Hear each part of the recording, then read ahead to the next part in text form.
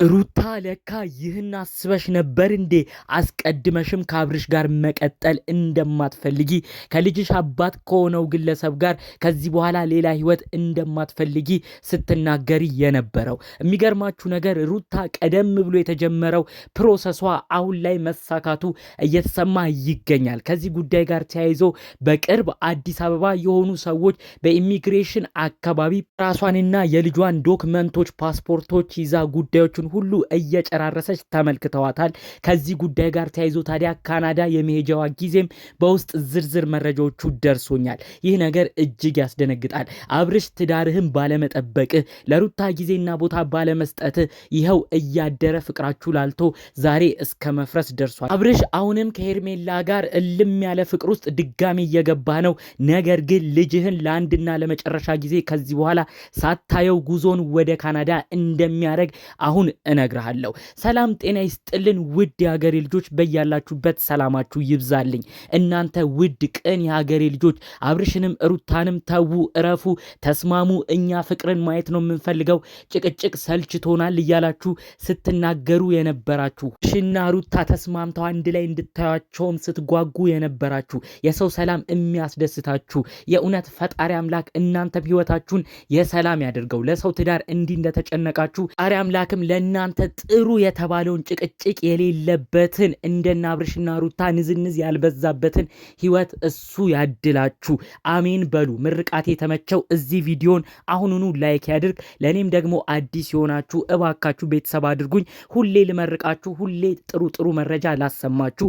ቤተሰብ ማድረጋችሁን አትርሱ። ቀጥታ ይዤ ወደ መጣሁት ዝርዝር መረጃዎቼ አልፋለሁ። ትንሽ ዛሬ እንግዲህ ጉንፋን ነገርም ስላመመኝ ድምፄ ጉሮሮዬ ልክ አይደለም። እንግዲህ መረጃው ያገኘሁትን ግን ለእናንተ ላካፍላችሁ ነው ዛሬ ብቅ ያልኩት ማለት ነው።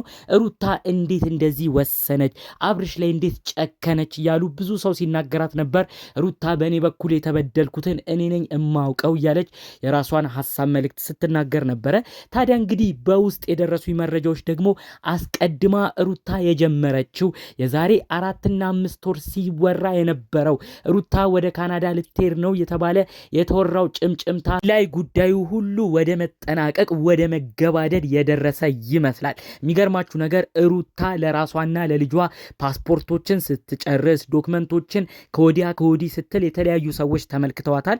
በሁኔታውን በመደናገጥ ይቺ ዩቲዩበሯ ሩታ አይደለች ወይ? እንዴት ነው ለልጇና ለሷ የተለያዩ ፕሮሰሶች የምትጨርሰው? ከአብርሽ ተደብቃ ልትሄድ ነው ወይ? እውነት ቤተሰቡ አንድ ላይ ቢሄድ ኖሮ አብርሽም ሩታም ልጁም አንድ ላይ በመሆን ነበር ዶክመንት የሚጨርሱት፣ ፓስፖርቱን ወዲያ ወዲህ የሚሉት። ይሄ ነገር ከአብርሽ የተደበቀ ነገር ይሆናል ብለው ነው በውስጥ ዝርዝር መረጃዎቹን ያደረሱኝ ማለት ነው። እንግዲህ እንደተባለው ጉዳይ ከሆነ ሩታ በቅርቡ ወደ ውጭ ሀገር ልትሄድ ነው፣ ወደ ካናዳም ልታቀና ነው። ምናልባት እዚህ ጉዳይ ላይ ቤተሰብ ጣልቃ ገብቶ ታይ ረፊ ብሎ ካላስቀራት እንግዲህ ሩታ ያለው ነገር ሁሉ እንዳስደበራትም አስቀድሞ በውስጥ መረጃው ደርሶኛል። በተለይ ሩታ ደጋግማ የተናገረችው አንድ ወሳኝ ነገር አለ። እኔ ምን ብዬ እዚህ ሀገር ልቀመጥ? ልጅ ከወለድኩለት የትዳር አጋሬ ነው ካልኩት ብዙ ዓመትም አብሬው እኖራለሁ ካልኩት ግለሰብ ጋር መፋታቴ እኮ እውን ሆኗል። በኔው በገዛው አገሬ በገዛው መኖሪያ አድራሻዬ ሌላ ሴት ይዞ እየመጣ ብዙ በድሎኛል። እንዴት ነው ከዚህ ግለሰብ ጋር አብሬ የምቀጥለው?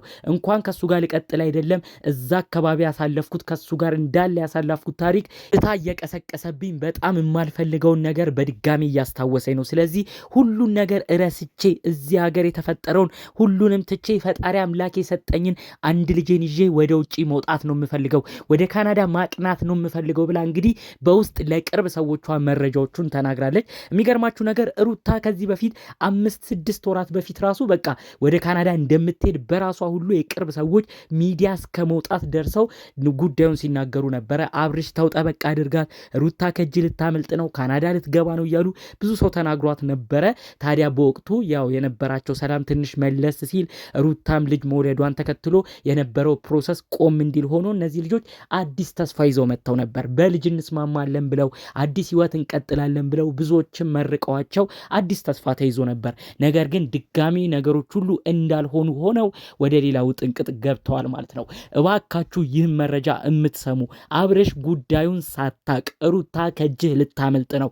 እንኳን ሩታ አይደለችም የወለድከውን ልጅ በቅጡ ሳትንከባከብ በቅጡ አብረኸው ጊዜ ሳታሳልፍ ሩታ በንዴት በቁጭት ሆና ልጁን ይዛ ወደ ካናዳ ሀገር ልትገባ ነው። ካናዳ ገባች ማለት እንኳን ሩታን አይደለም ልጅህን ዳግም አታገኘውም። እንዴት አድርገስ ነው አንተ ወደዛ የምታቀነው? ይሄ ሁሉ ነገር ተፈጽሞ በኋላ የህሊና ጸጸት ውስጥ ከመግባት በፊት ሚስትህ የነበረችውን በሆነ ሰዓት ጥሩ ፍቅር ያሳለፍከውን ሩታን ማጣት ብቻ አይደለም ልጅህን ማጣት ራሱ ግብግብ ነው የሚያደርግ። እነዛ ጉዳዮች ከመከሰታቸው በፊት እባክህ አብርሽ የተቻለህን በማድረግ ይህን መረጃ በሰማህበት ቅጽበት እባክሽ ሩታ ምንድነው የበደልኩሽ እንደዚህ አታድርጊ ብለህ እግሯ ስር ወድቀህ ለመለመን ሞክር። ሩታ ጨክና ትጨክናለች ብዬ አላስብም። አሁንም ቢሆን እልህ ነው እዚህ ድረስ እያደራረሳችሁ የሚገኘው። ሩታም ቢሆን ተይ እልህ አትጋቢ። እናትሽ ደጋግመው የነገሩሽ አንድ ነገር አለ። ሁሉ ነገር የሚያምረው በሀገር ነው። ሩታዬ ተይ ልጄ እንደዚህ ውሳኔ አትወስኚ። አንቺ ኢትዮጵያ ትዝታዎቹ ሁሉ ጥሩ ስላልሆኑልሽ ትዝታዎችሽን ሁሉ ለመርሳት ነው ወደ ሰው ሀገር የምትሄጂው። ነገር ግን እማታቂው የሰው ሀገር ሄደሽ ማን ነው ልጁን የሚንከባከበው? ማን ነው ካጠገብሽስ የሚሆነው ብለው ደጋግመው የመከሩሽ ምክር አለ። እባክሽ ሩታ ይህ ነገር እንዳይቆጭሽ። የካናዳ ድል ለኔና ለልጄ ተገኝቷል ብለሽ እልም ብለሽ ሄደሽ ኋላ ላይ መመለሻው እንዳይከብድሽ። እኔ ይህን መልእክቴን ደጋግሜ ነው እየተናገርኩ የሚገኘው። ሩታ ቆም ብለሽ አስቢ። ልጅሽን የሚያሳድግልሽ ሰው አይገኝም። ከዛ ባለፈ መልኩ ደግሞ አንቺ ምንም ያህል አብርሽ ቢያናድድሽ ቢያበሳጭሽም ለልጅሽ ደግሞ ግድ አብርሽ አባት ነው። ልጅሽ ያለ አባት ማደግ የለበትም። ምንም ቢሆን አብርሽ የሰራው ስህተቶች ቢኖሩም እንደ አባት ደግሞ የሆነ ኃላፊነት ግድ ለልጁ መወጣት አለበት። የወለድሽው ልጅም ነገ ላይ በተለያዩ ነገር ያጨናንቅሻል። ስለዚህ እባክሽ ልጅሽን ያለ አባት አታሳድጊ። በሰው ሀገርም እንደ መጀመሪያ ሰው በጣም ትጎጃለሽ። በጣም ነገሮችም ይከብዱሻል። እባክሽ በተቻለ መጠን እናትሽ አይዘኑ። የእናትሽን ምክርም ለመስማት ሞክሪ።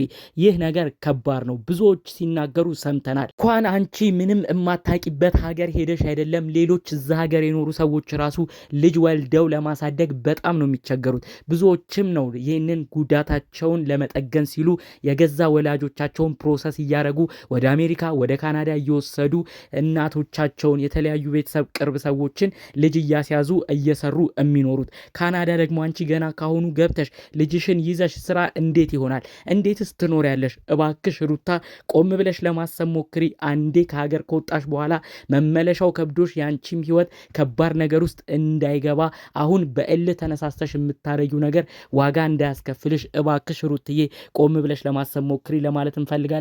እርሽም ቢሆን እባክህ ይህን የሩታን የፕሮሰስ ወሬ ከሰማህበት ቀን ጀምሮ እባክህ እንዳትዘናጋ።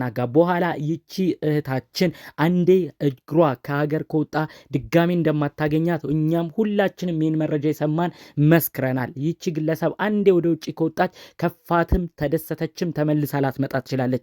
አንተ ግን ልጅህንም አተ ሁሉንም ትዝታ አተ ነው ባዶ ሜዳ ላይ የምትቀረው። ስለዚህ እባክህ አብርሽ ወደ ህይወትህ ወደ ትዳርህ ተመለስ። ብትችል ተስማምተህ ኑር፣ ካልሆነም ደግሞ በግድ ኑሩ የሚላችሁ ሰው የለም። ነገር ግን ልጅህን መንከባከብ አለብህ። ልጅህ ያንተ ቀሪ ሀብት ነው።